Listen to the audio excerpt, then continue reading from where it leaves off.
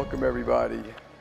So I have a lot to say, and I try to actually organize it thoughtfully and intelligently. And while I'm doing this, if people have dying questions or issues or something like that, feel free to ask. I probably wouldn't have much time at the end to do Q&A. I'd be happy to do that.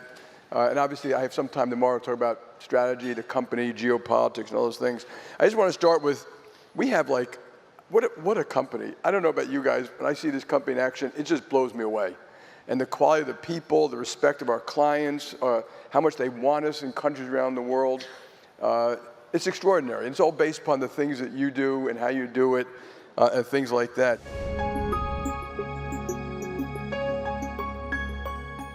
How do we make sure we're going to do it and stay innovative and ambitious and disciplined while killing complacency, arrogance, bureaucracy? And so we're going to do a bunch of things. None of this is out of anger. It's just out of thought about kind of reinstilling some basic disciplines. You know, if you have 100 people, just can you live with 100 people and make that work? And we should be able to. We're asking people, everyone, oh, this is very important.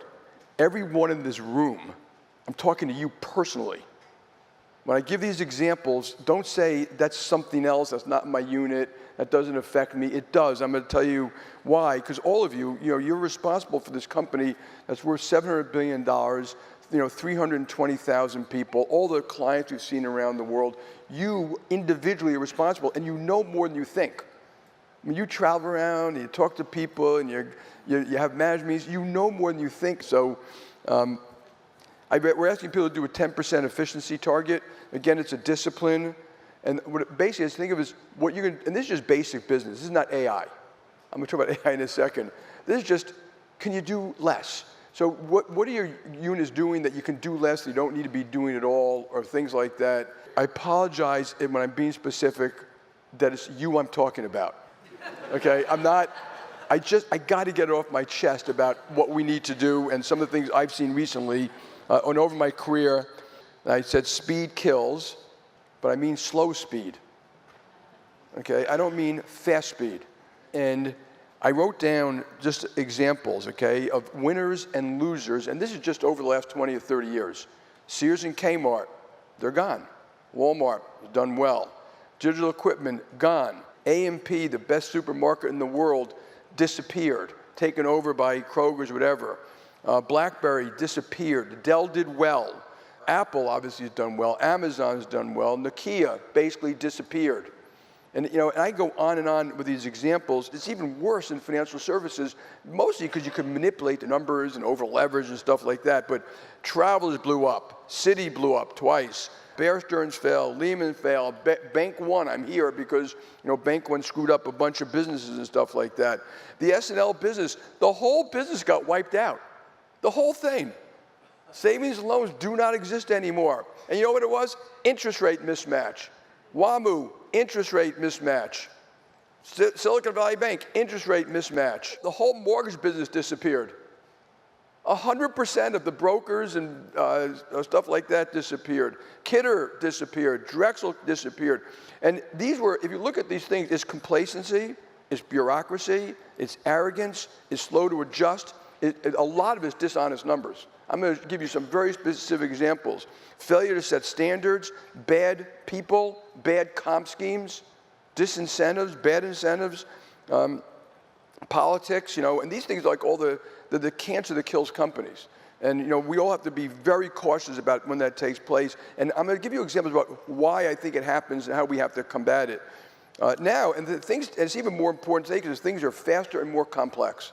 I mean, the world is just faster and more complex. That means we got to move quicker, coordinate better, and do those things. I'm a fanatic about proper accounting. Don't get me wrong. I'm going to give you, again, specific examples where the accounting will lead you to the wrong answer. Regulatory rules will lead you to the wrong answer. Regulatory capital will lead you to the wrong answer, and yet we fall into this little echo chamber. So instead of know your numbers, I'm going to change it to get your numbers right. Understand them, analyze them, work them, test them, and don't be rote about it. I mean, you got to have the budget in the thing. You can't always compare yourself to forecast because then you're always very close. Okay, and it's just you got to show the budget. You got to show the budget. okay? And then the other one, which I hate, like really hate, is comparing yourself to peer average. I mean, really? Really? Is that what we're going to do? You should always compare yourself to the best. Where are they and where are we? Fixed and variable expenses matter. Jeremy mentioned it in the complexity of actually making decisions. This is where rote matters. You can't just say fully allocated or fully marginal. You have to like think about what matters in that thing. But marginal profitability is absolutely critical. You know, like when we look at, and Jeremy gave an example about, you know, anything we do, you know, the next $100 million of revenues, while the business may have a 14% return, and this could be almost anything we do, the next 100% is a margin of 80%, and therefore marginal ROE, and that's how you deploy capital. And so we have to always understand that. Rigorous review of allocated expenses. I'm going to give you an example, most about JPMorgan I give here. They are real expenses, you know, but you have the right to question them. You have to question them. Zero-based budgeting, I don't like asking people to do it. It's like too hard, but you got to think that way. Like if I start from ground, I have 100 people doing this thing. What do I do differently? And so a P&L is not an assessment of a business. You got to do the full assessment. Customer metrics, turnover, apps, technology, whatever's important is what I'm talking about. We talk about numbers. It's not the P&L. In fact, the P&L could be the most deceptive thing of all. And telling you and giving the wrong answer, and proper project reporting. Again, whenever you have a project, and this is on it, you have to. It could be technology, it could be anything else. What did we say when we started it, and where are we today? And like I remember getting to JPMorgan, and one after another, every project was like on course, but from the last forecast. But I said, no, show me where it is from the beginning. And every single one was a year or two late. And it's just an honest assessment. It's not to blame yourselves or get mad about it. And also, the project morphed without any discussion. And I think that's just a bad management thing. So external reporting actually matters. Okay, so I'm always quite careful when we report externally is real. A lot of companies, it's not real. And what happens inside a company is people start running that way. And you've never seen me spin analysts. And if I spin analysts, you're going to spin us. That's it. You know, I want to honestly show how we compare to other people. Constant investment. You know, the notion you go stop, start investments is a bad idea. Constant transformation in technology and conversions. And you can't have stop, start strategies almost anywhere. Proper assumptions. You know, what do you do when your spread on deposits is 0, but you're opening branches? You know, what do you do? That's why I always talk about through the cycle. Think real carefully about the assumptions that go into these things, because sometimes they make you do stupid stuff, and sometimes they stop you from doing good stuff. When you do numbers, it's to make decisions too. Therefore, the so what? Risk of contra accounts, any contra accounts. I'm going to give you some examples. Balance sheet contra accounts, revenue contra accounts, off balance sheet crap. It is an absolute mine and pit of stuff that will kill you. And you know, that's what happened with a bunch of these companies I'm going to mention. So here are examples, okay? Expenses that could be great investments. Okay, the fact that it's called an expense means nothing to me. In fact, in a lot of the business, they capitalize it. You build a plant, you capitalize it. You don't start expensing it until it's producing. Okay, we build a branch, we don't capitalize it. We have a negative cash flow for a couple of years, and then hopefully by the 5th year, it's making $1 million a year for eternity, or so far. Bankers, same thing, okay? And that's private bankers, investment bankers, Chase Wealth managers. Those investments pay off over time. Expense allocations. I got a JP one. This is true, by the way. Because the company was dominated by the investment bank, everything was skewed towards the investment bank. Everything. Cheap funding, investment bank. They even took things like HR costs. They lumped them. So HR costs included pension, medical, executive comp, expat, all these departments. They added it together, and they charged it out on head count. Really? Expat was 100% for the investment bank. Executive comp was 100% for the investment bank. the subsidy of the trading floors, we were subsidizing the investment bank $2 billion a year, which I immediately fixed. Not to punish anyone, because it caused huge misallocation of capital. The big loser in all that was the consumer bank. And I'm still quite sensitive about, we did the same thing with, I'll give you a little example. Capacity in the computer center was charged out to everybody, whereas the extra capacity, which is quite expensive, was necessary and required for these businesses, but not for those businesses.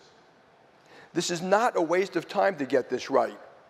And so when you all see your allocated expenses, you may spend no time on it, but you shouldn't be paying for capacity we need for payment systems.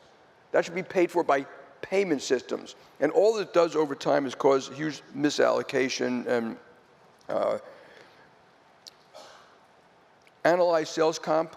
And when I got to the company, this is always true, analyze, I mean, it always goes bad. It always morphs. Don't assume it's okay. People see things, they get paid for things they shouldn't get paid for, they don't mention it. And I'll just give you one example, but I would have 50. When I got to the company, we paid the Treasury sales force based upon estimated revenues going forward. That was it.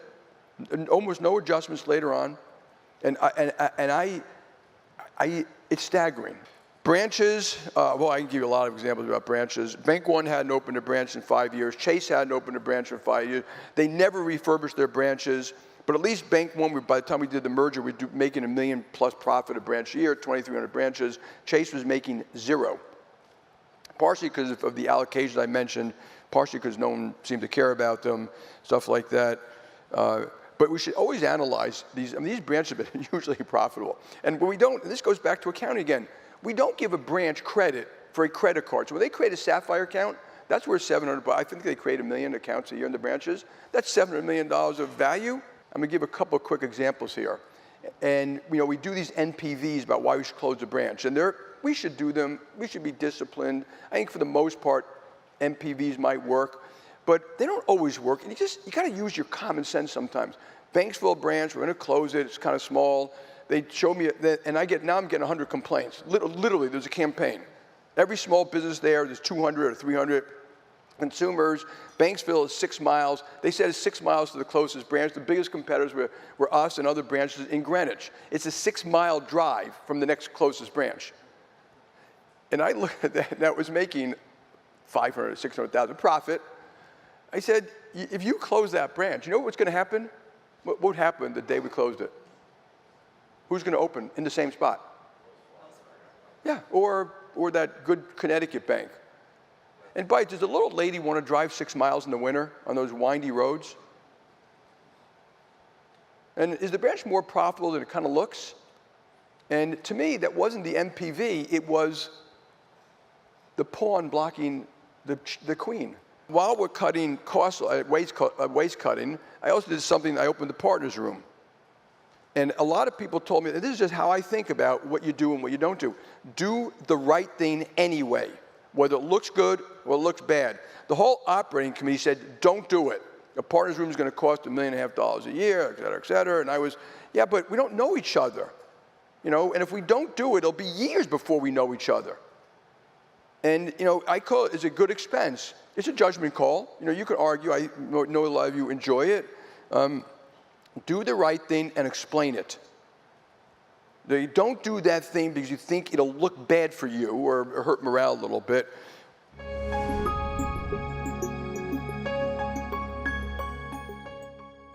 So Chick-fil-A, there's a great article in the paper how they're using satellites and stuff like that and drones and now they got down to 13 seconds of sandwich through the drive-through line. That's what you got to be thinking. How do you make it better? Better, all the time. Full and constant assessment, the way you do this stuff, a lot of what I've been talking here, always look, always learn. It's the only way. Look at competition, go to other companies, go to their branches, go on the road trips, take people out, take each other, when you go out, take management teams to dinner. When you see clients, you want to, when they tell us that we're making a mistake, it's a gift. And by the way, very often they tell you that's a mistake, but it's not your area, and some people just tend to ignore it. No, write it down and then send it to the person. Always acknowledge your mistakes. You'll learn a lot having wine at the bar with people. And then it's okay to be a fast follower. Like, we are in our own echo chamber sometimes. And that's not bad, that just happens. And this is the way you get out of the echo chamber. Hit the road, go to the branch, talk to small businesses, constantly assess, constantly engage.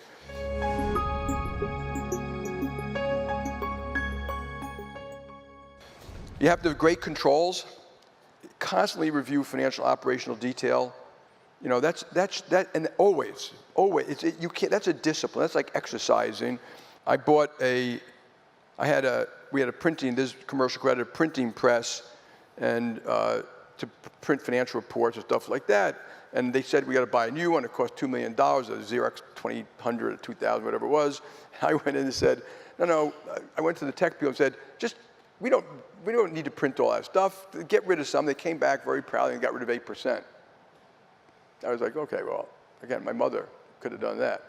But we needed it again, and I did it. So I literally got in a room, we were a small company at the time. I got every report, there were 100, and I put on top the names of the people getting it, and I had you all come in, say, do you read this report? What's in it?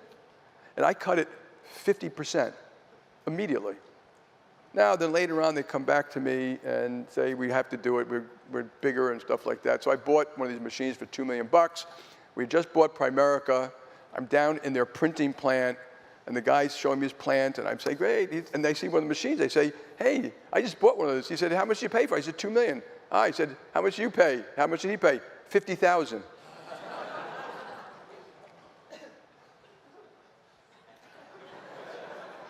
You know why? He bought it from a bankrupt company. It was still in the box.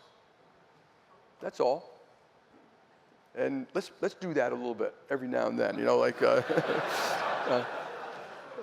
As it turns out, this is a true story. Some of those reports were being printed and shipped to people in Dallas. We had a company called Gulf Insurance. And they were being shipped to a person that died a year earlier. And then I asked, what are they doing with it? And all that stuff was being put into a warehouse. And that's dumb. And you CFOs, you're going to find some of this. Furniture that's been sitting in a warehouse for 10 years, just give it away. Use your common sense. Close down the warehouse. Like audit, whitewashing. We don't do this here, never did. But at Bank One, every audit report was like how great we were. And I was like, what? We suck. How's it possible? And they said, well, we don't want to document anything for the regulators and lawyers. And I said, no, I want an honest assessment, because you're better off being a great company, which will reduce your exposure, than hiding your weaknesses. And so, the audit report should be tough and teach us all the time.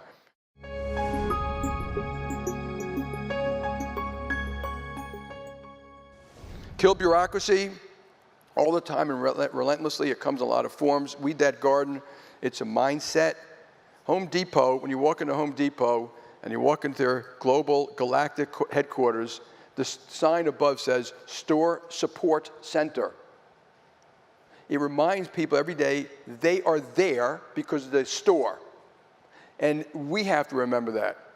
All of us, particularly staff, we are there because there's a client in a branch or an investment banker in front of a client.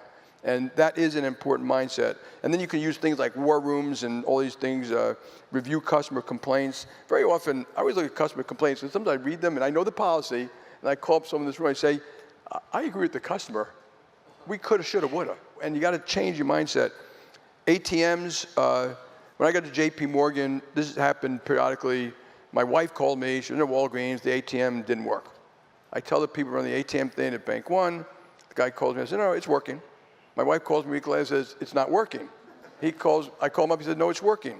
So I said, you do me a favor, get in your car and drive out there. And he drives out there, and it's not working. It's squiggly. Now, as it turns out, we have an outside vendor tracking this stuff. And I said, I fired the vendor, and I want to be paid back the last 6 months. Now we track it ourselves. That stuff happens all the time. That black car story, you all know the black car story, never happened at JPMorgan. It did happen when we took over Shearson. And I was going outside one day, and there was, literally, after I said 50 black cars, they had given away those books to everybody. People were waiting until 7 o'clock to go home. They were supposed to just take it to the closest train station. They would pick up their dinner money. No one paid attention to it. There was one woman who took it to Glen Cove or something and back she came in early in the morning, went back. Her boss knew about it. And I said to the boss, I said, I can get her own car and drive her for a third what that cost. Literally. And I did do it. I took away the books. I did stuff, changed a bunch of rules and stuff like that. So branches should have a branch administration group where nothing gets sent to the branch that doesn't go through this group. Because if they're getting stuff from HR, risk, legal, compliant, trading, audit, finance, options, equity, they're overwhelmed. There should be a group that says, no, and then they organize in a way that makes sense. Because I used to go to Smith Barney and they all complain. I complain. They say, well, I said, I told you this. They said, you did not. I said, we sent you a memo. We give you this. And one of the branch managers came and saw me. Said he took a FedEx box, a big one, dropped it in front of me and said, yeah, I get that every week from you guys. Where in it is it? So we just changed a little thing, common sense, a little booklet called, I think we called it Since We Last Met, or You Must Read This, that had a summary page and the stuff they have to read, and that whenever we go out, they've got that part. And so it's just important, just little things. We had 500 coaches at JPMorgan. When I first came in, the operating committee was, I was going through all these things, and this came up. I said, 500 coaches. I kept on bringing it up, and someone in the operating committee said, Jamie, are you going to do this every meeting? Are you going to micromanage every single decision? And of course, I said, no, I'm not going to micromanage every single decision. I'm sorry, it's your decision. I came in that Monday. I said, I changed my mind. I'm going to micromanage this one. I want all coaches out by the end of the week. And I'm not doing it to save money. Whose job is it to coach? We had outsourced management. I mean, seriously. And I also said to the operating committee, at the end of 1 year, any one of you can bring back a coach you personally have to know about and think it's the right thing to do. I bite. In my whole career, I've never seen it work, like when we're trying to save someone. It just doesn't mean we shouldn't try. In my whole career, I've never seen it. Maybe there's one example where it actually worked. Kill meetings, you got to kill meetings. Meetings got to start on time, they got to end on time. Someone's got to run it. I mean, I go to a lot of meetings and no one knows who's running it. We're too nice, we collaborate too much. There should be a purpose to a meeting. There should always be a follow-up list. An example of bureaucracy is always the meeting after the meeting. Whereas, generally with me, if you can't say it in front of my partners, don't bother to come say it to me. I'm not your messenger. Lay it on the table. It's okay. Sometimes, obviously, there's something that's different you want to talk about privately, but usually it's a go-around. It's a rope-a-dope. It's an end run. Usually, don't allow that type of stuff.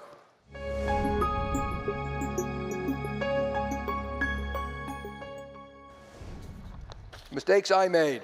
This is going to be short. But I always say there's an anatomy of mistakes. Didn't have the right people in the room. Didn't work it hard enough. Didn't have a decision-making process that made sense. Didn't get the right inputs. Made assumptions that I made so many. The London whale, which I'm sure when I die, no matter what I do, it's going to say, Jamie, his resume blotted by the London whale. But the mistake wasn't complexity of the derivatives, folks. It didn't go through the regular risk committee. And I didn't know that. But I had signs looking back. And it should go through a risk committee. It didn't go through the risk committee exactly precisely because it was risky. And they wanted to play it close to their vest. This goes back to hoarding information, which is a disease, okay? Cloud. I always thought cloud, this goes down a long time ago, because I said, cloud is outsourcing. I like doing it stuff ourselves. I still do like it. And this is a mistake I made. At one point, I said, what? We're going to take the operating committee out to Silicon Valley. This goes back to why it's important to get on the road. When I went to see Tencent and Ping An and Alibaba, it's amazing what you learn. And we flew out there, and we sat down with cloud and Amazon and stuff like that. And flying back, I said, I made a huge mistake. We're going cloud right away. And it just opens up your eyes. And you got to be obviously willing to change your mind. I remember when I got to Bank One, Oh, it's a mistake. One of my bigger ones. I've been there for not quite a year, and I'm in Louisville, and our business has been shrinking. We had open branches. Customer sat sucked. We had 7 deposit systems. I was trying to fix all that, but I was in a branch, and I realized that the branch across the street, hours were 9 to 5, and ours were 10 to 4. I said, whoa, that's not so good. And I called up, and they said, well, we're different. We're not that kind of bank. I said, do me a favor, let's find out for all of our branches, we had a little over 2,000, what our hours are versus the average competitor, not the best in town. And they said, well, how are we going to do that?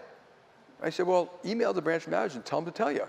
And so we collated this. Our average branch were open 2 hours less a day. And I went home, it was a Friday, I went home, embarrassed. I came in on Monday, it just so happened the whole branch system was there. And here's what I said to him. I apologize. I thought I was a pretty good CEO. I made a mistake. I should have recognized this much sooner. I said, on the other hand, none of you told me. Like, what's wrong with you too?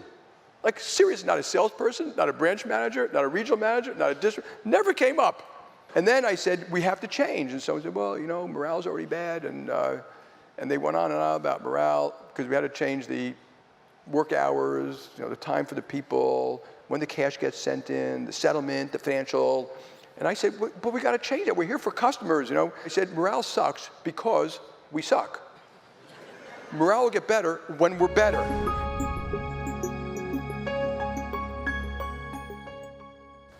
What the hell is culture?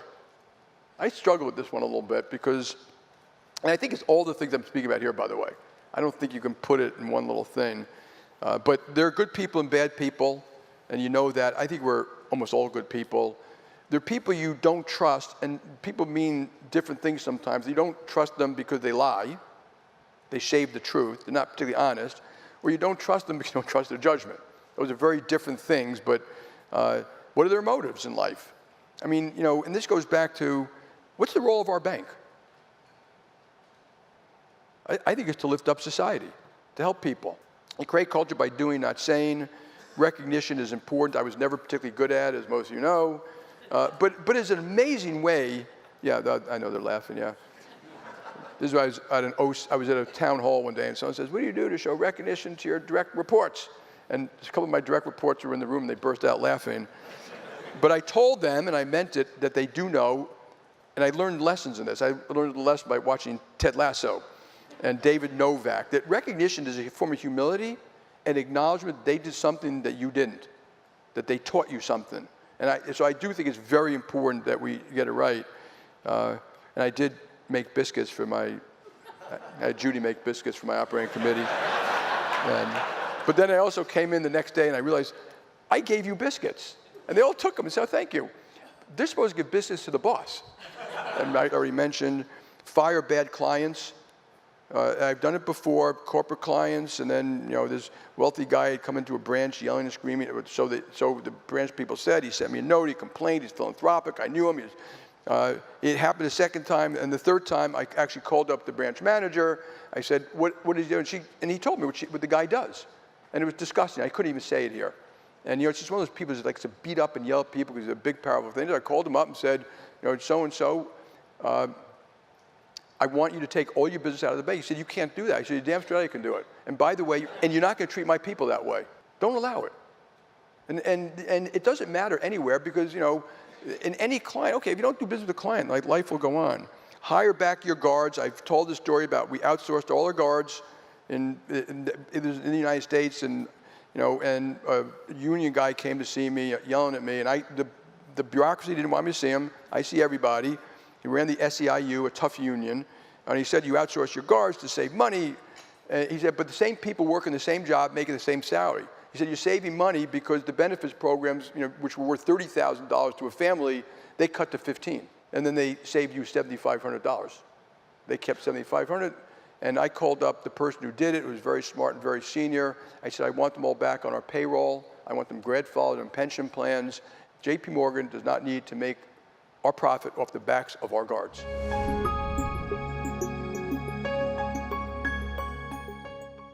Leading the team, regular business reviews, like regular war rooms, snapshots, bureaucracy busting, that type of thing. Attack the problem, all dead cats on the table. I mean, our biggest mistakes are when people kind of think it's a problem, but they don't bring it up. On the table, in the right room. Loyalty is earned, and it's also earned by getting the full input, and that you've had a chance to have your input. You may, sometimes we all get things we don't want exactly right, but you earn it. And so after you've had a chance of input, after you've had a chance to put the dead cats on the table, then you should get on board, but not before that. And I hate things I hear like, stay in your lane. Absolutely do not stay in your lane. That is a bureaucratic, stupid comment. You're not a good partner. You won't let stuff go. On each one, if someone said that to me, I say right off the bat, like, what do you mean? What do they do? Maybe they're right. As opposed to these blanket statements that are bad. And you got to work on this one. There's nothing wrong with disagreement, by the way, ever. Disagreement is a good thing. Make it fun. That's our job, to have fun in life and make everything we do fun. Invite mom. When you go on the road and you're going to have management teams or stuff like that, and invite mom and dad. When I went to Kenya, I had Pauline's mother and Peter's mother and their families there. I mean, what a gift to us to see what those moms have accomplished with those kids. And moms and dads love to see us. And then also when you go out, take the management teams to dinner with spouse. They love to see the spouse. I mean, it's a kick. And you learn a lot about each other.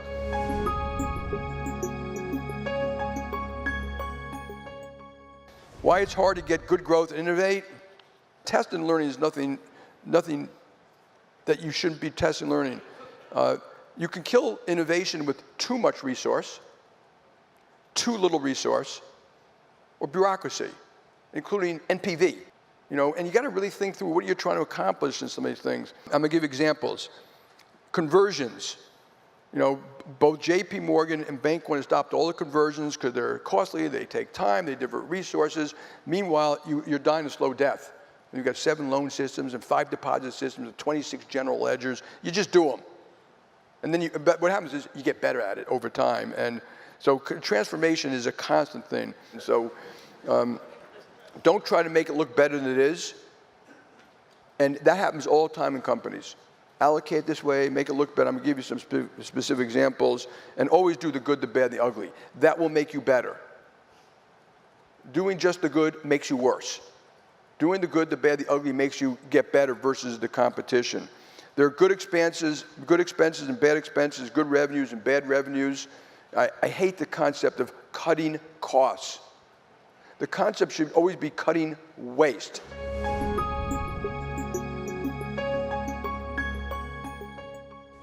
Management tricks and tools, thorough reviews with or without you in the room, have brainstorming sessions with wine, have fun, write memos yourself. Don't always let other people write it. Emails, when we ask questions of someone, and even if I ask Teresa to do it, and she asks Derek Waldron to do it, who asked somebody else to do it, that memo should come directly back to me from that person, not back up the chain. And if I call that person directly, it comes directly to me. They should copy their bosses. The other thing is slow, bureaucratic, but the really important thing is it makes that person's job more important. You're enabling them. You're telling them the job is more important. Okay, definitely celebrate, but emphasize the negatives. Have a follow-up list of your own. No management pablum. Like when you write stuff that comes out, try to get rid of the friggin' jargon. Speak to, like you're speaking to someone to explain something to them, and don't waste people's time. Work smart. Most people, they waste so much time. Like double read emails, triple read them.